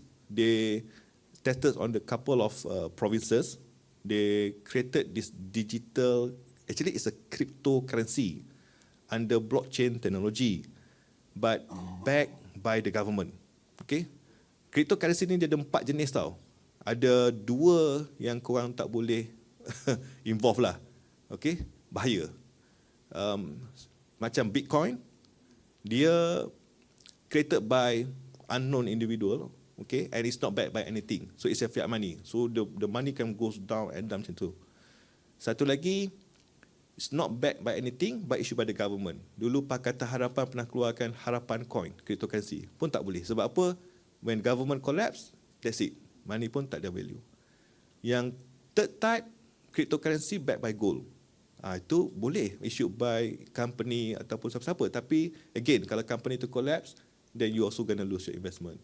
So the fourth one tu, a cryptocurrency issued by the government but backed by commodity. Like Venezuela, when they face a crisis before this, dia keluarkan satu cryptocurrency dipanggil petro. Maknanya one petro equivalent to 1 barrel of oil. So when China introduce CBDC, dia nak test kat province tu, sebenarnya dia nak buat apa? Dia nak buat selepas ni, for domestic reason, they can control the economy, monitor it. Dia boleh tahu kat mana consumption being done, liquidity in every province. So kalau dia nak buat fiscal stimulus, it targeted. Sebab dia tahu semua. Tapi dia akan jadi macam Big Brother. Maknanya kalau ada any citizen bercakap lebih, dia boleh stop the transfer the money. Ada citizen dah dapat gaji lebih tapi tak nak bayar cukai, dia boleh terus ambil. Masa strike by the truck drivers dekat Kanada baru ni, Canadian government for the first time freeze the bank account of this truck driver to prevent donation from going to them. So this is the pro and con of CBDC. You can do a targeted fiscal stimulus, but you can also control your population. But at the global level, to counter the US dominance, dia boleh buat insistent from now on, kalau you nak buat trader, guna the CBDC. Sebab sekarang ni, US control the SWIFT code tu. Okay? Masa kes yang kat Iranian citizen kat Malaysia, ada satu kes tu incident, dia stop any money to be transferred to those Iranian in Malaysia. So China is trying to bypass that. So by kata kalau you nak trade, guna CBDC. So because of that, Malaysia pun 2 years back, dia ada projek Damba dengan South Africa, Australia and Singapore, trying to figure out how we can do the trading with each other using the CBDC. So maknanya at the international, these are the things that many countries are doing. Barbados already allow Bitcoin to be considered as part of their currency. So cryptocurrencies backed by the government is what's going to happen soon. I tanya juga orang bernegara, bila korang nak start to introduce? They are moving towards it, but they are not announcing it yet.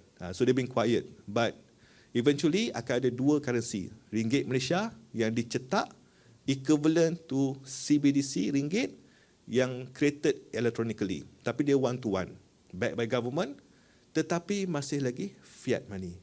So what I suggested, can this CBDC ni backed by commodity? Patut orang tanya, commodity apa? Dulu ada orang pernah kata macam dinar, dirham apa semua. But we are the nation of producer of gold. Kita tak ada reserve gold yang tinggi.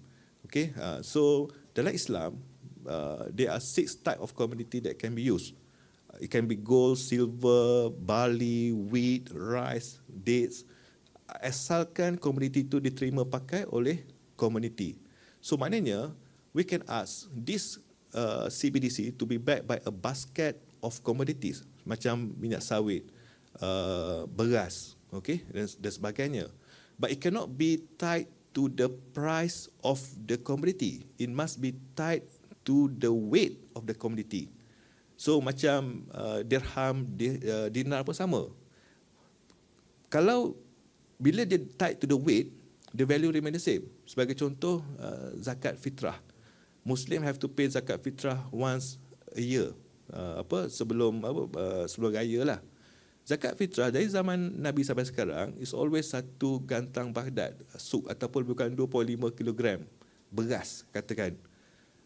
Zaman Nabi sampai sekarang, you will always bayar 2.5 kg beras sampai akhirat pun, kiamat pun, you akan bayar 2.5 kg beras. Tapi sebab kita tak carry beras mata-rata, kita bawa duit, that's why kita nampak duit tu makin lama RM7, RM8, RM9. The quantity remain the same, but the value changing. So if we fix it to the weight, then maknanya when the government want to create this currency, they have to produce the commodity. Kat mana nak cari commodity ni? Minyak sawit kat mana? Beras kat mana? Datang daripada petani, daripada peneroka. So this is where this peneroka and petani pesawah ni, they will literally growing money out of their produce. Itu yang nak bagi tahu kat Kementerian Kewangan hari tu. I nak cakap, look, if you put this as part of the community bank bag, orang akan mula bertutup bertanam. You will not import beras. Beras sufficiency rate now is about 62%. Why is 62%? Because you make more money importing beras daripada buat sendiri. So, tapi kalau now you are literally growing money from the beras, semua akan jadi petani. So you will uplift the socio-economic status of these people. Tapi orang tanya, kalau emas you boleh simpan forever dalam vault because it's non-perishable, but this is a perishable item. So you can create a secondary market for this. Sebab people will not exchange this currency for commodity all the time. So you boleh jual, you just keep the bare minimum. Okay, and it will not be subjected to inflation. Sebagai contoh, sekarang ni bila inflation, you kena beli barang dengan lebih mahal. Tapi kalau you ada duit ni, it's always equivalent to 5 kg beras. So you can always redeem it regardless the price. You akan dapat 5 kg beras. So in the time of hyperinflation, you are protected. You boleh terus redeem ni, dapat beras, dapat minyak sawit ni. Cooking oil lah. So but this can only be started at the domestic level. Sebab the world will not agree to this kind of konsep lah. Sebab macam mana you nak transport semua tu kat sana. So maknanya it is not meant to replace the current fiat money, but at least we have certain economic ecosystem yang membolehkan kita tidak lagi bergantung kepada ni satu yang rahsia, mungkin orang tak tahu, mungkin orang tahu tapi tak tahu. Kau perasan tak hari tu Wan Faisal dia kata pasal cetak duit tu terus jadi meme kena kutuk apa semua kan, lepas ni beli printer lah kita cetak duit lah kan, dia panggil helicopter money ataupun quantitative easing. Actually Wan Faisal is part of our movement. So we asked to present to masa tu kita jumpa semua orang. So we propose it also to Muhyiddin bersatu pasal ni. He been misquoted sebenarnya. Okay, sebab masa tu the interview was short. What happen now, whenever bank negara mahu mencetak duit, they have to take up loan. Okay? Ada satu video kat YouTube, Hidden Secret of Money, episod 4, minit keempat. Tu sebab I ingat. Kalau begitu, macam mana Federal Reserve print the money through IOU. You need to take up debt to print your currency. What Wan Faisal tried to say, why as a sovereign nation, okay, negara yang berdaulat, kenapa you kena ambil hutang untuk print your own currency? For example, this year you targeted to print 20 billion of currency. Kenapa nak kena ambil hutang 20 billion baru you print currency tu? Kenapa you tak print saja 20 billion? That's it. Bukan nak kata print 40, 60, 80. You are supposed to print 20, print je dah 20. Kenapa nak ambil hutang 20? So when you started to take loan to print, what kind of nation you are, meaning you are subjected to the debt. So dalam kes ni, instead of print for nothing, you have to produce the commodity in exchange for printing it. So it help the domestic economy.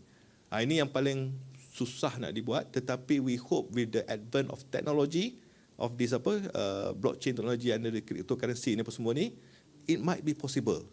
So we are hopeful. We are positive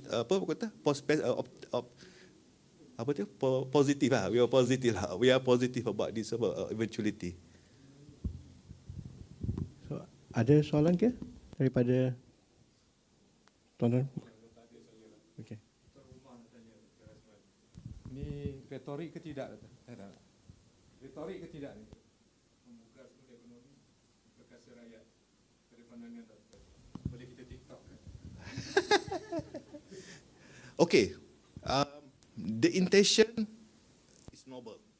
Maknanya, we cannot remain doing the same thing again and again expecting different results. So what PMX has been doing with this Ekonomi Madani, Malaysia Madani, the intention is that we must do something different. Okay? So when we're talking about memugar semula ekonomi, meaning the revitalizing the economy, so there is a need to do orang kata anjakan, okay? Memperkasa rakyat, empowering the people. This is what I mentioned, keterlibatan. But it cannot be done drastically. Okay? It is a gradual process. I have this gut feeling, perasaan perut. Okay, not perasaan hati. I have this gut feeling, perasaan perut that he doesn't really have 100% control over it. Dia terikat, constrained by many faction. Okay, so because of that, he cannot really do what he want. But it's a gradual process. Cuma when talking about mass acceptance, macam mana kita nak dapatkan rakyat untuk menyokong tu, the narrative need to be simple. Okay, you cannot be that orang kata rhetoric, fanciful philosophy. Tan Sri John Jaafar masa dia jadi chairman Media Prima, bila reporter, wartawan nak buat berita, dia ada satu indeks kampung apa? Kampung halaman dia. Maknanya kampung kat Muar kan. Dia kata apa? Kalau orang kampung faham, baru boleh tulis. Itu dia, indeks dia. So there's no point talking about all those fanciful words, okay, if people will spend time talking about the words rather than the message. Okay. So I mean, actually I pun tak tahu memugar atau apa. I kena tengok balik English ya, revitalizing. So maknanya, meaning that people need to understand it in a simple term, and people need to see the results. Okay, so the results hopefully lah, sebab kita tak nak kata apa, baru setahun lebih government in power, when the problem has been systemic. Okay, maknanya dah embedded dah lama dah. Okay, but we will need to remain hopeful. Okay, for the sake of our future generation, we need to do something about it. We need to support any government in power, and we should, give orang kata our assistance when they try to do something yang different lah. Kalau remain like before, I think eventually we will not progress. Ada soalan lagi? What will be your lowest hanging fruits that we should start on just to create awareness? Okay, that's good. Lowest hanging fruit is what we are doing right now. What Razak School of Government is doing is by having engagement with the masses, engagement with the policy maker, engagement with all the stakeholders, and MMJ pun sama. Awareness is very important, and we have started to see this. People started to question about the current assumption or hegemony of the system itself, and we need to get people to be more critical. Ada orang takut, orang ni kritik, but we need to embrace it. This is how we progress. When we keep asking the Socratic method, questioning things. Jangan terima apa saja. And the next thing is, when people start to question things, when people want to see changes, we need to be ready with the alternative. For example, benda yang kontroversi, bank konvensional, bank Islam. Okay, people started to realise bank Islam tu lah nasib baik. Firdaus tak ada kan, nak cakap dia kan, bank kan. Apa, bank Islam actually they are still subjected to Basel III, meaning in the framework is still riba. Okay, so but we cannot straight away tell them tak boleh Islam, because what's the alternative do we have? So kita sekarang masih di dalam darurah, but we cannot remain this forever. So what is exactly the alternative? So we can promote things that are already there in the market. For example, like I said, businesses equity crowdfunding. Sekarang kereta dah tak perlu beli loan. You have the subscription base. You have the Soka, you have the Flux Ride. Anak saudara I, dia guna tu. Dia bayar bulan-bulan untuk kereta Honda City. Lepas 2-3 tahun dia boleh tukar kereta lain, keep on bayar. We need transport, not the car. We need shelter, not the house. So rent facility macam council housing punya sistem dekat UK pun ada. Dan kalau kita cakap pasal Kardu Hasan, there has been report dekat Pakistan, dekat Indonesia, when they give RM10,000, the recipient bayar RM10,000 and the system still working. Orang tanya macam mana nak survive? Bagi RM10,000 dapat RM10,000. They put the element of hibah there. Meaning orang miskin, bila dia tak ada siapa nak tolong, when somebody tolong dia, dapat RM10,000, Alhamdulillah. Dia kerja keras, dia dapat RM15,000. Dia kata, kalau aku bagi RM10,000, orang banyak ni je benefit. Baik aku bagi lebih supaya lagi ramai benefit. They are willing to give more. Dia kasi RM12,000. So, but we don't set the percentage. Kalau tak jadi riba. But it's up to them kasi hibah. I propose ni dekat Tekun. Tekun tak berani buat. Imagine, when you talking about micro credit, yang paling banyak dapat, yang paling tinggi interest, actually the hardcore poor. Grameen Bank, actually, the interest rate about 23%. Amanah Ikhtiar Malaysia yang sepatut tolong ibu tunggal, 10% interest. Dia kata yuran pengurusan. Sekarang dia turun kepada 8% lah. Tapi still tinggi. Orang kaya dapat better rate. Yang kaya bila dia simpan dalam fixed deposit, dia dapat 5%. Kita orang marhain letak dapat 3.8%. So there's special, in fact, dulu ada my friend ni, dia chief internal auditor this one of the bank, ada peniaga kapet ni, I think ingat siapa, kawan kepada somebody, managed to get interest free loan. Okay, so meaning that there's a different treatment to the people. So Kardu Hasan is one of the thing.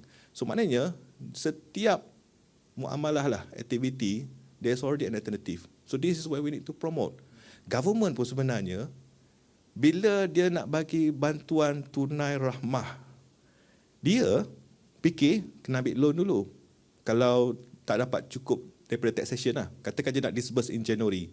Loan collection bulan 4, bulan 6. So, January nak cari duit mana? Pinjam dulu. Bagi sumbangan tunai rahmah. Diorang belanja-belanja, dapat ke company, company bayar cukai, collect balik. But then you have to pay the interest together with that loan. Why not we do the netting system, MEMPERKASA, iaitu you introduce a voucher where the people use the voucher macam buku Satu Malaysia ke, tapi electronic form lah, and they use this to exchange with the product services. Company ni simpan all this rebate apa semua ni, bila by the time nak bayar cukai, dia kontra je lah. So you don't have to pay for the interest part of it. So maknanya all this mechanism is already there. Hanya nak memperkasakan saja supaya when the people demand for it, you already have alternative for it. So but mass awareness is the first thing lah we need to do. Ada any questions? Kalau tak ada, mungkin saya menjemput Prof untuk memberi maybe Oh, closing remark. Okay. 2 seconds, 2 minutes. 2 Talk. seconds. Sorry, 2 minutes. 2 minutes. Lagi teruk ni PM minta 2 minit ni, minta 2 saat. Okay, saya kidding. Okay, closing remark. People keep asking, why should we do anything about it when we are not seeing the fruit of our labor? But this is why we are here on earth, because the outcome, the result is not for us to demand. Okay, God is watching our action, our niat, our sincerity.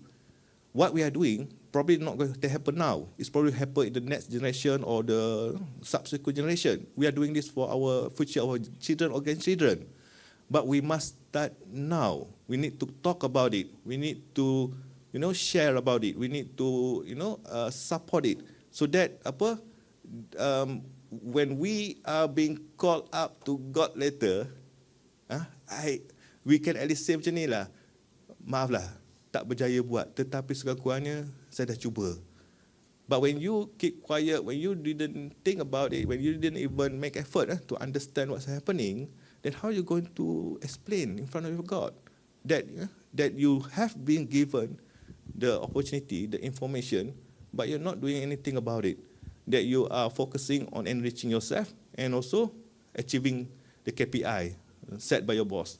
I'm talking about myself. So basically, what I hope lah, the take home point here, actually, first, knowledge, learning. Do not stop learning. Okay, do not stop learning. Keep reading, but from the right source. Start questioning things. Okay, and when you are in loss, go back to the origin. Go back to the basic. Go back to the origin of Madani. What exactly the success factors of the past people? Why they are so successful to the certain extent during the time of Umar Abdul Aziz? They couldn't find a single person deserved to receive zakat. And they don't have banks at that time. So meaning that if we can make effort towards this common cause, I'm sure God will help us. So we cannot do anything without being given the blessing, like what Tan Sri Arwah Mustafa Kamal said, the more you give, the more you get. And it's not necessarily monetary. Your effort, your time, your whatever that you can give, that actually is more important than simply just sitting and observing whatever people are doing. Sorry, terlebih 2 minit. Thank you, Prof. I think Prof basically sum it up very, very well in the sense that I think kita sedarlah, we are at a juncture, a very important juncture, I think, and there's the future ahead for us to head towards. But there are also banyak cabaran untuk kita menghadapi. And a lot of these cabaran sebenarnya are very entrenched. And sometimes it can feel almost hopeless, right, in a sense. That's why I think why it's so important that Malaysia Madani dan Ekonomi Madani, we do our part to contribute towards pushing it forward, because I think it is a very positive narrative, as I mentioned earlier, positive narrative, and I think Professor setujulah kan, it is a positive narrative that we need. In the past few years, things have looked very bleak, and at least we have something that's sort of a shining light. But it's just how can we persevere forward, and this is where I think all of us have a role to play lah. Di peringkat mana kita ada kan, di kementerian ataupun agency, departments that we are in, we all have a role to play. And I think God willing, I think we should be able to achieve this and move forward, and then raise Malaysia's stature again as we used to be in the 90s and the 80s as a leader in this region, right? Okay, thank you.